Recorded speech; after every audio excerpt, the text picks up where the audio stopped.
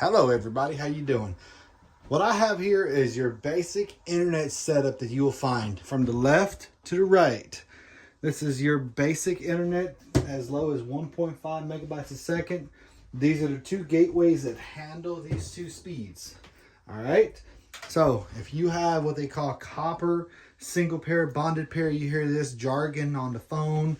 You hear 1.5 meg, you hear 3, 6, 12, 18, 25, 50, 75, 100. This is going to be your setup. You will have an AT&T branded jack, an Ethernet or a data cable, two pairs, and it will go into your green port of your residential gateway, whether it's the 5268 or the BGW210. Now, if you have another one like this one with the 9 LED lights, it's going to be called a 599.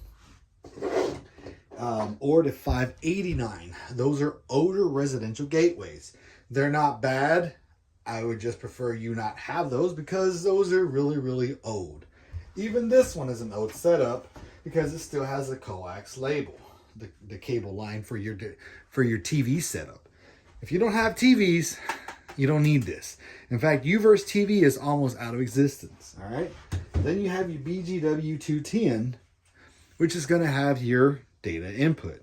This one's got a little bit more power. It's got 2 charging sides or 2. This is not for network printers or storage devices. You got 1, 2, 3, 4 ports. They are full duplex up to 1,000. You will have to have fiber for that. Say you do have this system in your home. You'll probably see that in your garage or in your living room or something. Then you would use this Ethernet port to your blooper reel of the red port here. This can give you speeds between, depending on the profiles, you'll either have 100, 300, 500, or 1,000. Okay? This one will also handle the speeds of up to 1,000. There's 2 radios in these. BGW, 2.4 BGN cards. The B card gives you about 10 megabytes. The G gives you about 25. And the N card can give you up to 144 megabytes a second. You also have a 5G radio in here that can give you speeds of up to 350 megabytes per second. You will need this device, this ONT. You can get some pretty good speeds out of this. So let's say you had a 100 megabyte bonded pair out of either of these two. If you were to go test it on 802.11ac 5G, then the speeds might vary between 50 and 75 megabytes a second. If you have a 4-port, all port pairs of your Ethernet cord plugged in from port 1 into a computer that can handle the speeds of 100, 10, 100, 1000, then you will see those 101, 102 megabytes per second. Usually caps out about there. All right. So this is your fiber setup up to 1,000 megabytes per second. You will have to have a technician install this. This would be kind of in the backside on a plate. Then this, and you'll have your power, PON, and data. If you have a green blinking data on this one, that means you're 100 and under. If it's orange and blinking, it's going to be 100 or over 100. So 300, 500, 1,000. You will need your Ethernet port plugged in. I cannot stress this enough. Into the red ONT port, optical network transport. That is what that stands for. All right, now we're going to the big boys. Your BGW 320 with the green and red dot SFPs. This SFP is what they call the green dot. It's got a green port on it, or a green label, that can handle up to 1,000 megabytes per second. Very, very powerful. Then you have your red dot, what they call XPON. It even says XPON on the little thing over here if it'll focus in there. All right. So this plugs into another one of these. It'll be a longer cable, about a 12, 14 footer. It'll plug in like that and go in the back of the residential gateway, the BGW320, which is this guy here. All right. So let's say you went with the XPON, or you live in an area that has the XPON. Your AT&T technician will come out there, connect this thing into the port, and then you plug your 12-foot cable into the backside there, and now you would have a 12-foot cable going into a wall jack in the house. All right. So this is the kind of wah jack you want with this device. I don't have the longer cable that plugs into this little port here, but it's going to have a red dot on this little device here, and it's going to go into your residential gateway BGW320. XPON is the fastest they have right now at AT&T at 5,000 megabytes per second. Your ping levels ranging between 7 to 10 millisecond pings, which is extremely, extremely fast. That puts these guys into old generation. And these two over here are going to be your basic just accessories. This is the AirTies Extender 4921.